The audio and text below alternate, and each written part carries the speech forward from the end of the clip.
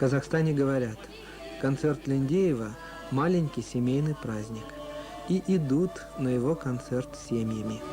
Причем вот так, если хотите по-семейному, тепло, душевно, заканчиваются его концерты. Не это ли высшая награда и композитору, и музыкантам?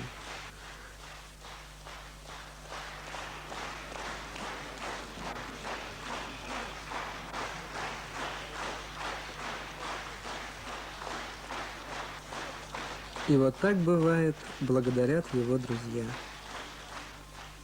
Я счастлив, что сегодня я попал на этот концерт. Я имею представление об этом замечательном музыкальном явлении Казахстана. Это явление не только для Казахстана, это явление и для всего нашего советского искусства. С самого начала и до конца он настолько пронизан весь народной музыкой, и это естественно, потому что весь инструментарий этого оркестра, это произошел из народа, и тут и редчайшие народные инструменты, они здесь все это действуют.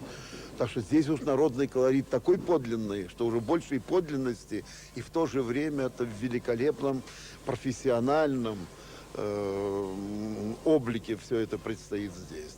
А последняя песня, это вот «Перелетные птицы» называется, да? Даже вот я не знал слова, и все равно я слушал эту песню, и слезы у меня были на глазах, потому что такая выразительность и внутренние силы этой мелодии и всего выражения, что это и без слов это производит просто огромнейшее и глубочайшее впечатление. Вот это настоящий народный композитор, народный музыкант, народный артист СССР.